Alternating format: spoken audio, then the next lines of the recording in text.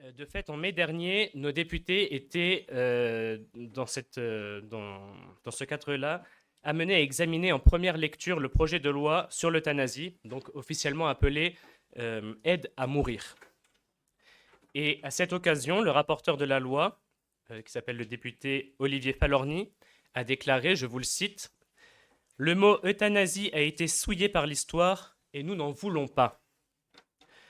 Il faisait alors référence aux nazis qui ont massivement pratiqué l'euthanasie dans leur politique de purification de la race aryenne.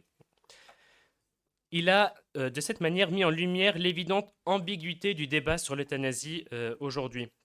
Parce que d'un côté, vous voyez, les partisans de l'euthanasie revendiquent sa légalisation vraiment à grands cris, mais de l'autre côté, on se rend compte que, eh bien, malgré ces doux euphémismes qui consistent à donner un nom un peu plus doux à cette pratique, eh bien, l'euthanasie est bien un acte intrinsèquement mauvais. Monsieur Falorni, qui est, je le rappelle, un cadre du Parti socialiste, a peut-être en effet oublié que le mot nazi est une forme contractée du mot national-socialisme, car il n'a pas estimé que les nazis avaient souillé le socialisme dont il se revendique.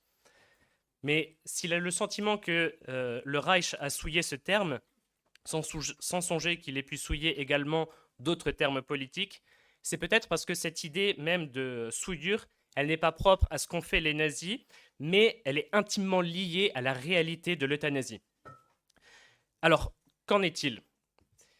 Pour bien démarrer ce sujet délicat, il nous faut bien définir ce qu'est l'euthanasie. Alors, une petite étymologie du mot nous apprend que les Grecs, pour les Grecs en tout cas, ce mot signifiait bonne mort, euthanasie. Et les Grecs l'employaient pour désigner les morts douces, sans douleur, avec donc, c'est-à-dire sans agenda politique. Le serment d'Hippocrate, en effet, qui date du IVe siècle avant Jésus-Christ, invitait les médecins à ne pas provoquer la mort. Hein, les médecins juraient alors « Je ne donnerai à personne, même si on me le demande, un médicament mortel, ni ne suggérerai un tel conseil. » La situation est bien évidemment différente aujourd'hui, car l'euthanasie s'est identifiée à la revendication d'un droit à donner la mort dans certaines circonstances. Et dans cette perspective, l'euthanasie consiste à provoquer intentionnellement la mort d'une personne afin de supprimer une souffrance présente, suspectée ou à venir. Et de fait, dans Evangelium Vitae, dont on a abondamment parlé pendant cette session, Jean-Paul II rappelle que l'euthanasie se situe au niveau des intentions et à celui des procédés employés. Donc vous voyez, dans l'euthanasie, il y a deux éléments qui contribuent à la définition. D'une part, l'intention de donner la mort. L'intention est un élément important de la définition de l'euthanasie. Et l'acte matériel par lequel on l'administre. Elle peut se faire soit de manière active, donc en administrant un produit létal, ou par omission, en cessant de donner un médicament qui est nécessaire à la survie du patient. Même si, on le verra un tout petit peu après, il y a des circonstances dans lesquelles il est évidemment légitime de cesser certains traitements. Et la distinction entre euthanasie active et par omission, elle est importante parce que notre législation, en tout cas française, elle feint de l'ignorer, mais elle l'exploite pour de fait pratiquer l'euthanasie. Et ça aussi, nous y reviendrons. Les partisans donc de l'euthanasie, comme nous l'a bien mis en lumière M. Falorni, sentent, plus qu'ils ne savent en réalité, la perversité de cet acte. Et c'est la raison pour laquelle ils lui préfèrent d'autres termes qui évoquent un peu moins cette idée de meurtre. On parle ainsi généralement de mort dans la dignité. Et de fait, et Sir Gaëtan nous l'avait bien rappelé, bien présenté, la défense de l'euthanasie, elle se fonde sur l'idée de préserver la dignité des malades. Alors, on a déjà bien médité sur ce qu'était la dignité de l'homme, et on peut rappeler un peu brièvement que c'est le christianisme qui a contribué véritablement à façonner le concept de dignité. Et cette dignité, elle se rapporte à la valeur propre de l'individu humain, parce qu'il participe à une nature rationnelle, raisonnable, et qu'il rend capable de choisir le bien, ou le mal d'ailleurs, en toute conscience. Et donc, une personne, elle est toujours inconditionnellement digne. Seuls les actes qu'elle pose peuvent être éventuellement perçus comme indignes de l'humanité. Et donc, la conséquence nécessaire et logique qui s'impose, c'est qu'une personne qui souffre est toujours digne. Par contre, une personne qui pose un acte à l'encontre de sa dignité pose un acte indigne de son humanité. Et on peut résumer un peu la situation en donnant deux caractéristiques de la dignité. Elle est d'une part inviolable, on ne peut pas la retirer, on ne peut pas la perdre, et elle est indisponible. On ne peut pas faire ce qu'on veut avec elle. Et ça, c'est une notion que le droit français reconnaît, l'indisponibilité du corps humain.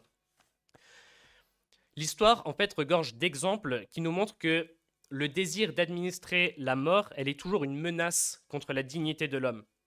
Alors j'ai trouvé quelques exemples qui illustrent un peu ce propos. Et vous voyez par exemple les peuples du Nord Canada, ils laissaient tomber accidentellement leurs personnes âgées dans la neige lors de balades en traîneau, et après ils les laissaient mourir de froid dans la neige. Ou alors par exemple, enfin, c'est des pratiques très barbares, mais certains peuples d'Afrique du Sud, lorsque leurs personnes âgées n'étaient plus capables de travailler, donc elles n'étaient plus rentables, entre guillemets, eh bien, ils les laissaient s'allonger auprès de fourmilières géantes. Et je vous laisse imaginer la suite.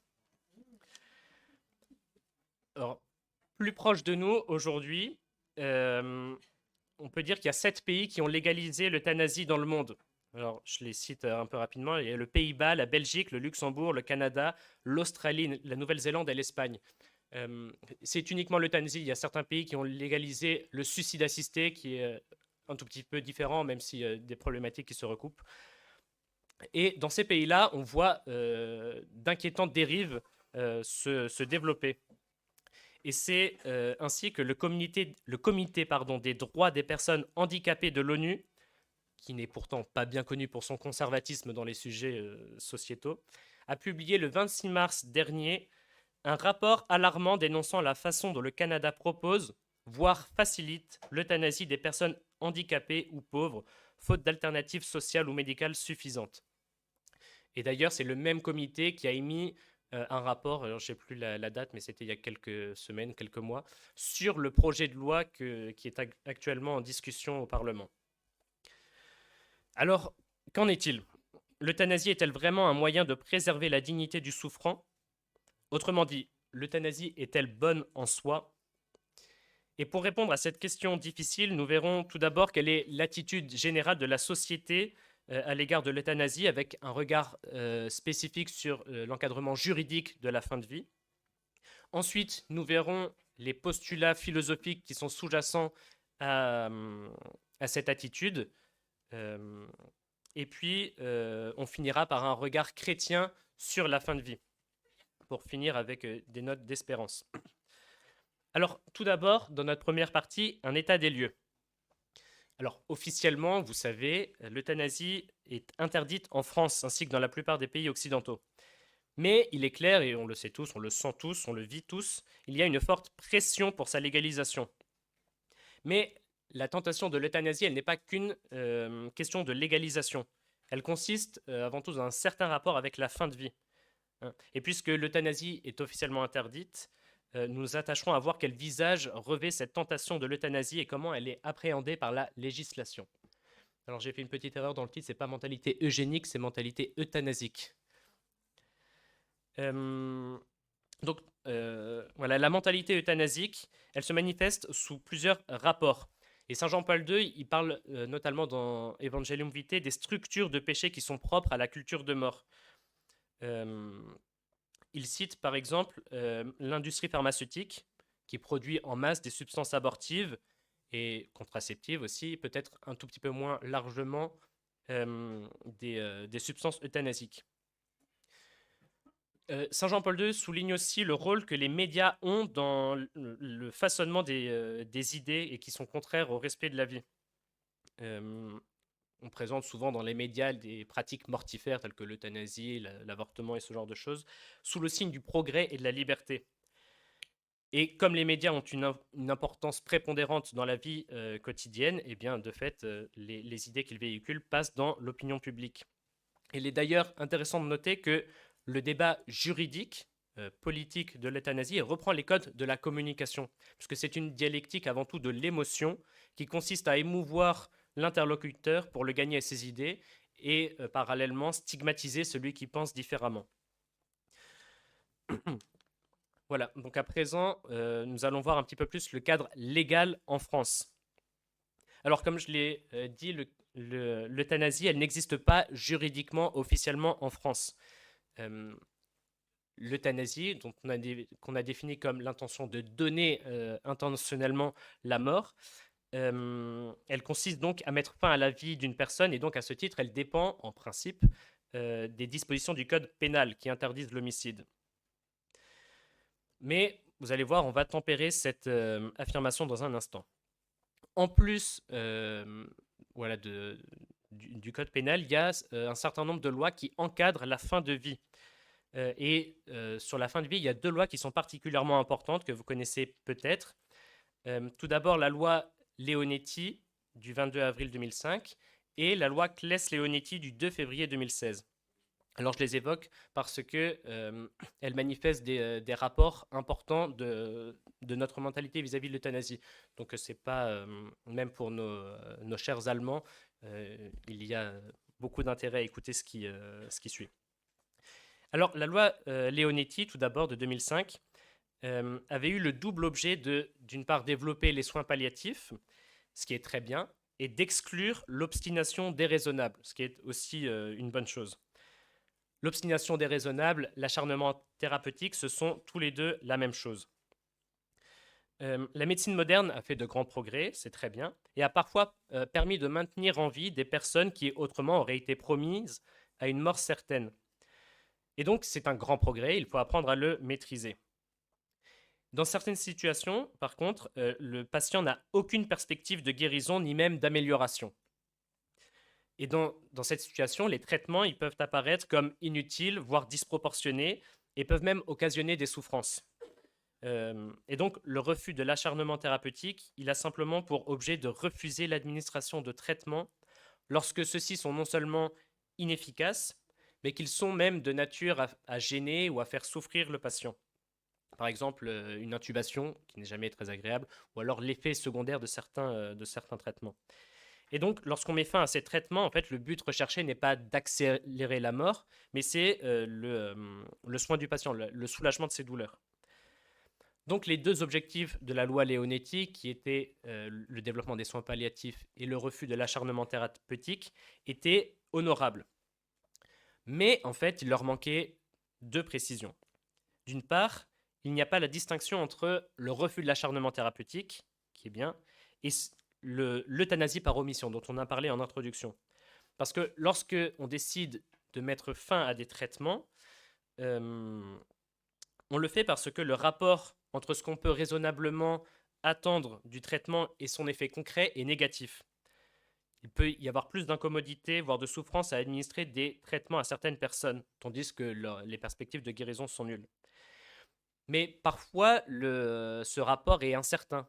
Vous voyez, il peut y avoir de réelles chances, des réelles perspectives de guérison. Et vous voyez donc que la frontière entre l'euthanasie par omission et l'acharnement thérapeutique peut être un peu poreuse. Et d'autre part, la loi Leonetti ne définissait pas la notion de traitement qui était donc essentielle dans cette loi, puisqu'il s'agissait de mettre fin au traitement, mais sauf qu'on ne les définissait pas. Et donc, il y a des dérives qui sont susceptibles d'arriver, et elles arriveront de fait avec la loi Claes-Leonetti de 2016.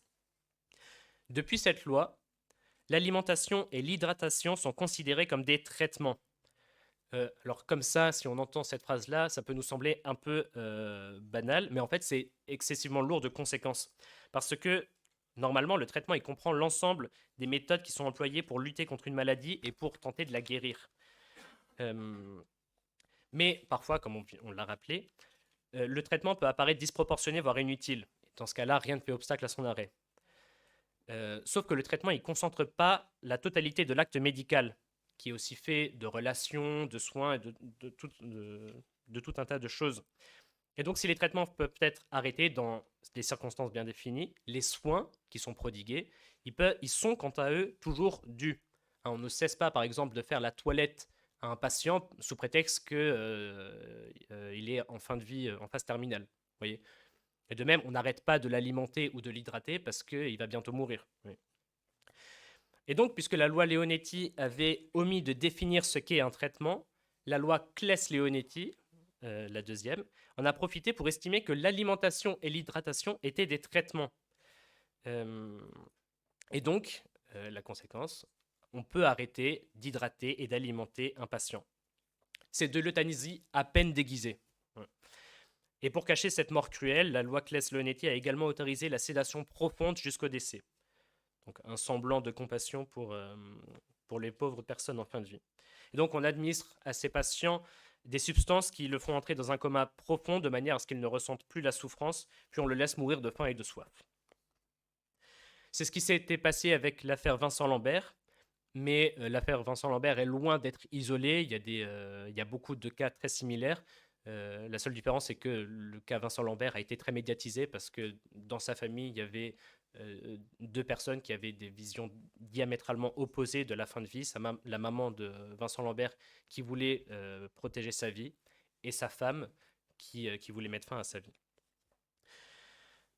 Pour finir sur le cadre juridique, j'évoque simplement le projet de loi sur l'euthanasie qui occupe maintenant depuis plusieurs mois nos parlementaires, qui est toujours en discussion. Vous savez que l'Assemblée nationale a adopté le texte le 27 mai dernier et le Sénat devait l'examiner en octobre, mais il a repoussé son examen sine die.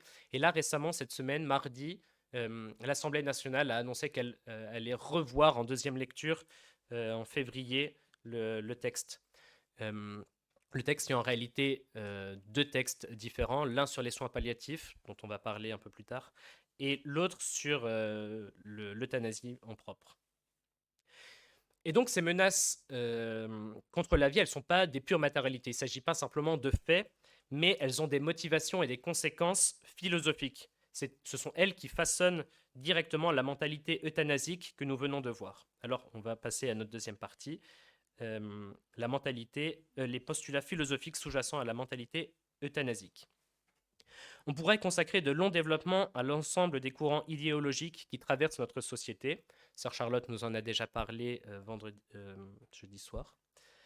Et ils façonnent vraiment notre manière de penser. On en est tout imprégné, malheureusement. Mais surtout, le drame moderne, c'est que beaucoup de nos contemporains n'en sont même pas conscients. En fait, ils n'ont pas conscience qu'il y a toutes ces philosophies qui traversent notre manière de penser et qui ont un impact éminemment concret sur notre manière de vivre et sur les choix qu'on pose. Alors, je vais en évoquer quelques-unes. Je vais essayer de voir en tout cas comment ils se manifestent dans l'euthanasie, et puis on va essayer aussi de proposer une réfutation ou une manière chrétienne de voir ce problème. Alors tout d'abord, un des principaux postulats philosophiques, c'est le primat de la volonté. Parce que la pensée moderne, depuis Descartes, considère que le monde matériel et le monde spirituel sont impénétrables l'un à l'autre. Vous voyez, il existe d'un côté le règne de l'esprit, et de l'autre côté l'empire de la matière. C'est le dualisme cartésien. Dans la pensée chrétienne, au contraire, l'homme dispose bien d'un corps et d'une âme, et les deux principes existent bien, le principe spirituel et matériel, mais la foi les distingue pour mieux les unir. L'homme est un seul être, à la fois spirituel et corporel. Mais en introduisant une séparation radicale entre ces deux dimensions, on aboutit fatalement à la revendication de l'autonomie parfaite des facultés spirituelles de l'homme, et donc en fait à une tyrannie de l'empire de l'esprit sur le corps. Saint Jean-Paul II relève dans Evangelium Vitae qu'une des causes de la mentalité de la culture de mort, c'est précisément l'exacerbation du concept de subjectivité. Et dans cette perspective, seul un être disposant d'une certaine autonomie est sujet de droit. Et donc dès lors que cette autonomie est entamée, et donc a fortiori si elle disparaît, alors les conditions de vie sont telles que la vie elle-même ne vaut plus la peine d'être vécue. Parfois lorsqu'on évoque la fin de vie ou des fins de vie difficiles, on entend qu'une personne dépourvue, même d'ailleurs momentanément de la capacité de communication verbale explicite, n'est plus dans une situation de dignité suffisante pour continuer à vivre. Avant de proposer une réfutation, je vais aussi voir un second postulat philosophique qui est l'exaltation de la liberté, parce que les deux sont liés. Parce que, de fait, le primat de la volonté, il s'accompagne dans notre société d'une exaltation de la liberté. Ça va en quelque sorte de soi. Vous voyez, si la volonté est la faculté de pouvoir se déterminer et que c'est le sujet libre qui exerce sa volonté, Et si celle-ci est magnifiée, alors la liberté ne peut être qu'exaltée. Cette exaltation se manifeste alors comme une revendication d'autonomie absolue de la personne. L'individualisme exacerbé que connaît notre société moderne n'est donc pas sans influence sur la fin de vie. En faisant du moi la référence absolue, la pensée moderne a en fait rendu impossible l'établissement de repères objectifs pour l'action morale et donc, par conséquent, sur les choix bioéthiques. La loi naturelle, en revanche, que la pensée chrétienne a reprise, elle s'énonce traditionnellement en des lois qui ont vocation à accomplir la personne humaine. Et dans cette perspective chrétienne, un acte n'est bon que s'il est conforme à ces lois. Vous voyez, un acte humain n'est bon que s'il contribue à mon bien. Et la volonté du sujet, elle n'intervient dans ce processus que pour s'attacher au bien, ou au contraire pour le rejeter. Mais dans la pensée moderne, le bien n'existe pas de manière absolue. Chaque individu est souverain maître pour déterminer ce qui est bon pour lui. Et donc la vie n'est plus intangible, elle ne fait l'objet d'une protection que si le sujet le désire. Cette rhétorique de la liberté, elle est délétère. Je laisse la parole à Philippe Pozzo di Borgo, que vous connaissez peut-être, en tout cas pas sous ce nom, parce que c'est la personne qui a inspiré le film Intouchable. Donc il s'agit d'un homme tétraplégique et qui a écrit une tribune très belle en 2021 avec le collectif Soulagé mais pas tué. Alors je le cite brièvement, je ne vais pas lire toute la situation. Mais il nous dit « Plus d'un quart de siècle de tétraplégie, marqué, j'ose le dire, par autant de joie que de douleurs réelles, m'a vacciné contre le piège du mot liberté. En toute liberté, après mon accident, quand je ne voyais pas de sens à cette vie de souffrance et d'immobilité, j'aurais exigé l'euthanasie si on me l'avait proposé. » Après, il explique que c'est le regard de ses proches qui l'a aidé à sortir de cette situation de détresse. Et il finit « En réalité, affirmer qu'au menu de la vie on pourrait choisir sa mort est une absurdité et une violence. De même qu'il est absurde et violent d'exiger d'un soignant qu'il transgresse l'interdit de tuer. Car c'est cet interdit qui limite sa toute-puissance, nous met sur un pied d'égalité, m'autorise à exister, et, si j'en éprouve le besoin, à me plaindre sans craindre d'être poussé vers la sortie. Vous voyez, en fait, dans cette perspective, la liberté est un piège, en fait. Elle consiste à faire croire qu'on laisse le choix, mais en réalité, le choix n'existe pas. Parce que, au final, le message que renvoie l'euthanasie, c'est vous ne valez pas la peine qu'on se batte pour vous, vous les personnes qui êtes dépendantes, qui êtes souffrantes.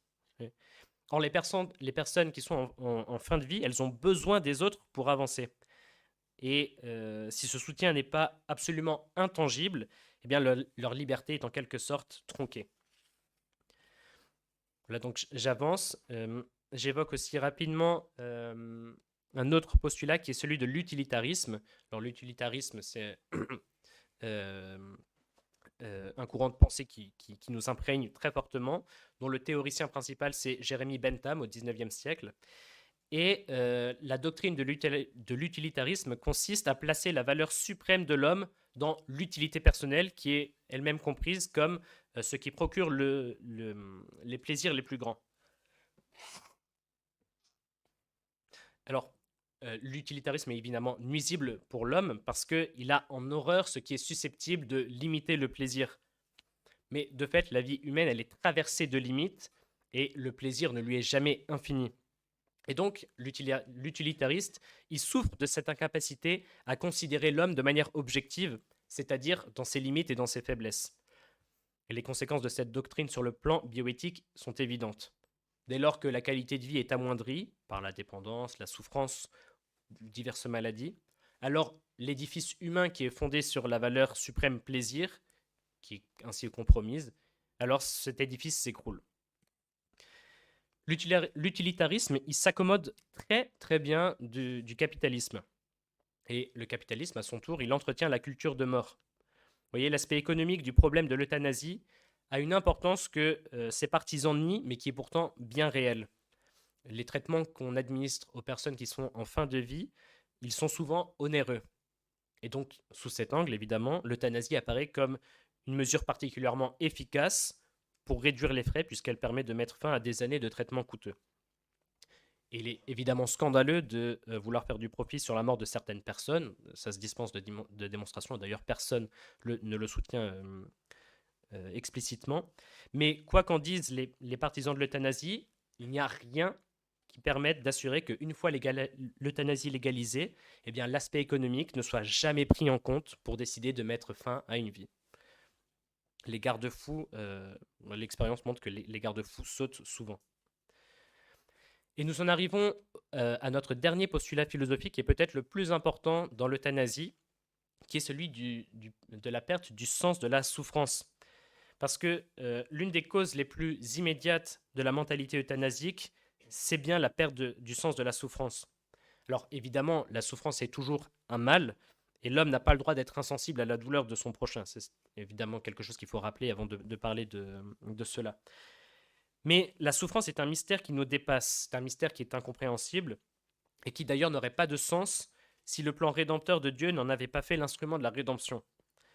La souffrance est une réalité qui est inévitable dans la vie humaine, on s'en rend tous compte, même si de fait il y a évidemment des différences dans les degrés de souffrance supportée.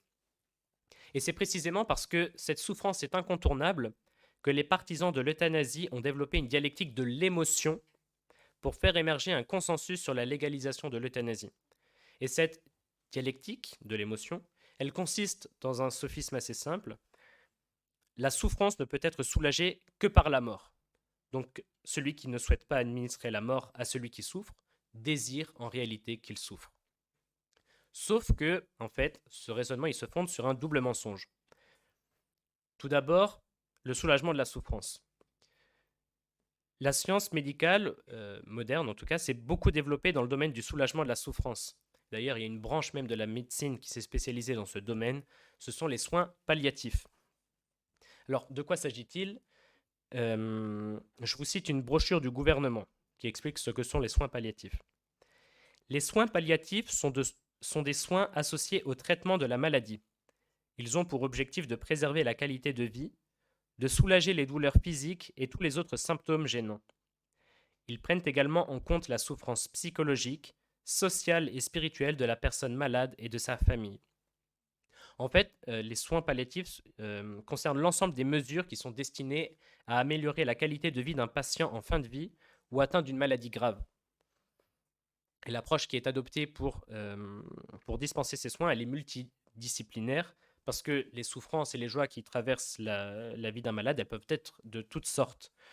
Et donc, les professionnels des soins palliatifs, ils font intervenir toutes sortes de professionnels, de la musique, de l'art, de la gastronomie, de la psychologie. Voilà. L'idée, c'est de soulager toutes les souffrances que peut éprouver un patient par des moyens qui sont évidemment licites.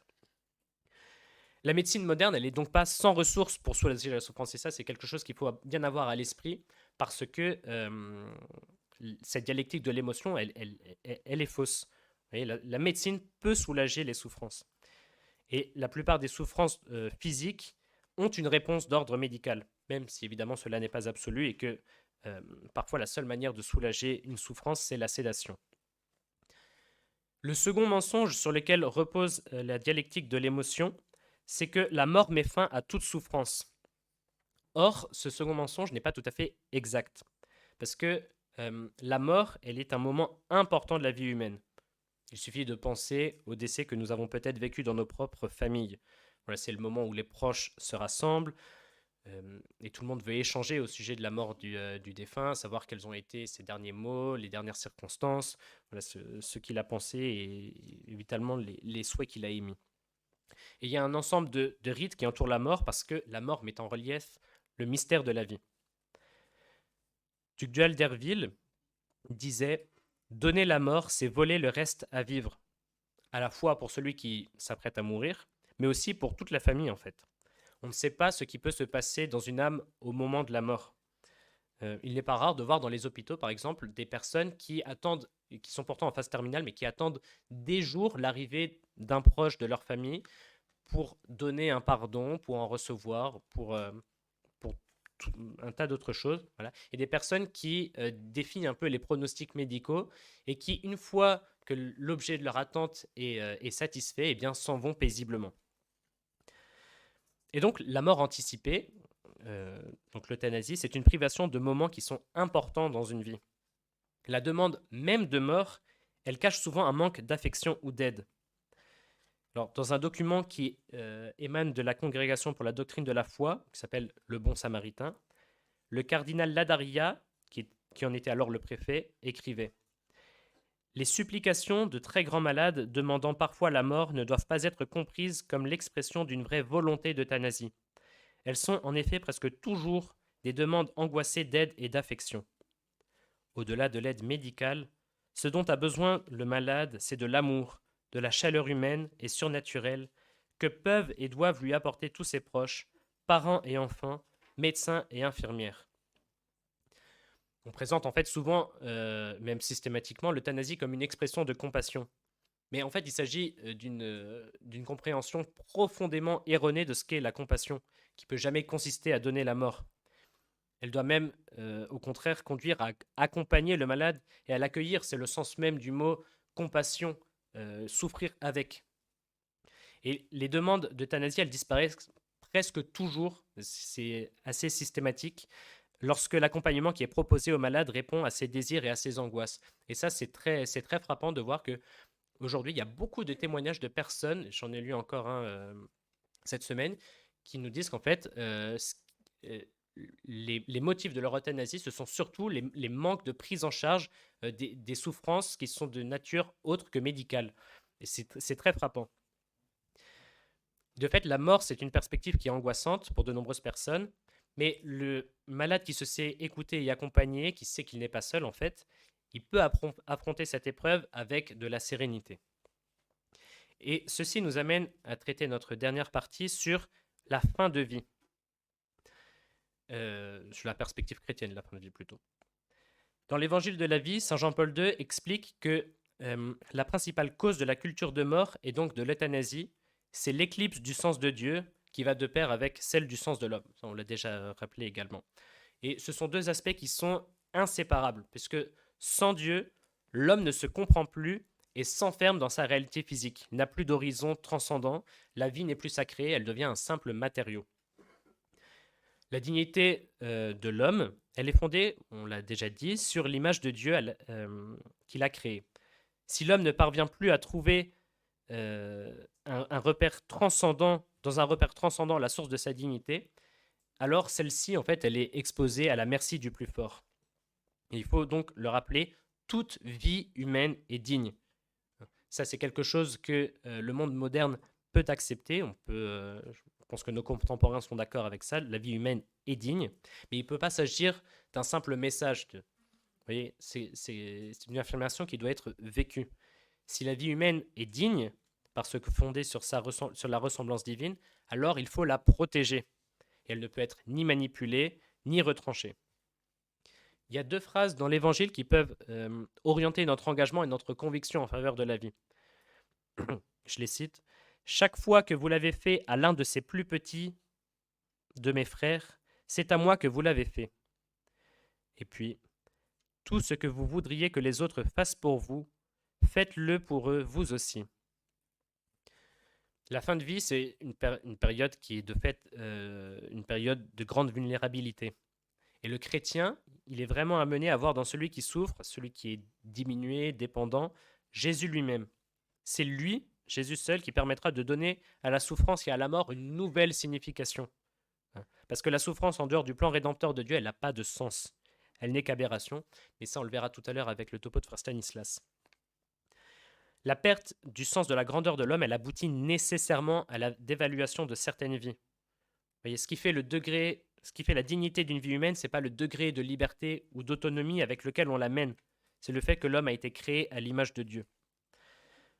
L'homme, c'est une créature de Dieu, et c'est donc Dieu qui donne à l'homme sa dignité, dont on a rappelé qu'elle n'était pas disponible. Ce n'est donc pas le regard des autres, ni même mon propre regard sur moi-même qui conditionne cette dignité. Elle existe indépendamment de toute circonstance. L'euthanasie, c'est vraiment le symptôme de la perte du sens de la grandeur de l'homme. Et donc la question qui doit nous animer, c'est la suivante. Quel message est-ce que la légalisation de l'euthanasie renvoie ? Certaines vies ne valent plus la peine d'être vécues. En fait, l'euthanasie, c'est l'abdication de notre humanité, c'est l'échec d'essayer de comprendre celui qui souffre. Chez nos contemporains, beaucoup de personnes pensent que, sans mauvaise foi d'ailleurs, qu'ils ont beaucoup de compassion pour ceux qui souffrent euh, lorsqu'ils veulent abréger leur temps de souffrance en leur prodiguant la mort. Mais en fait, ils trahissent de cette manière leur conception qu'ils ont de la dignité de l'homme. Cette conception qu'ils ont de l'homme et de sa dignité, elle est finalement très horizontale et limitée. Vous voyez, elle est plus transcendantale, car elle se courbe, elle cède devant d'autres valeurs qui sont jugées plus importantes, la liberté, l'autonomie. Voilà. L'euthanasie, en fait, elle suppose, in fine, qu'il y a des vies qui sont diminuées et qu'il serait donc compréhensible de les éliminer. On l'a vu hier avec Louis Buffard, c'était un témoignage qui a été très émouvant. Mais il faut le rappeler, toute vie humaine est digne. Alors, on va conclure. Parce que, comme souvent dans les sujets bioéthiques, ce sont les personnes les plus fragiles ou les plus pauvres qui sont les premières victimes. Tugdual Derville disait « Dans le domaine de la bioéthique, il n'y a pas de porte entrouverte. Et il n'y a que des portes ouvertes ou fermées. À partir du moment où on ouvre la boîte de Pandore, tout sort. Et les dérives, elles sont contenues en quelque sorte dans la transgression de l'interdit de tuer. Qui pourra en fait empêcher que, par exemple, un héritier ne hâte pas la mort de son parent pour en recueillir l'héritage? Qui pourra assurer que l'euthanasie ne sera pas ouverte à des personnes qui sont simplement lasses de vivre? Qui pourra rassurer les personnes âgées devant faire un séjour à l'hôpital? Vous voyez, toutes ces questions, elles sont vraiment très importantes et en fait, le débat actuel de l'euthanasie les occulte complètement. Et la seule manière d'y répondre, finalement, c'est de maintenir l'interdit de tuer. Et donc, je conclus avec les mots du cardinal Sepper, qui était un ancien préfet de la Congrégation pour la doctrine de la foi, et qui s'exprimait ainsi au sujet de l'euthanasie. Les normes contenues dans la présente déclaration sont inspirées d'un profond désir de servir l'homme selon le dessein du Créateur. Si la vie est un don de Dieu, la mort est inéluctable. Il faut donc, sans en prévenir l'heure, savoir l'accepter en toute responsabilité et dignité. Il est vrai qu'elle marque la fin de notre existence terrestre, mais en même temps, elle fait éclore une vie immortelle. Aussi, tous les hommes doivent-ils se préparer à cet événement à la lumière des valeurs humaines et chrétiennes, plus encore à la lumière de la foi.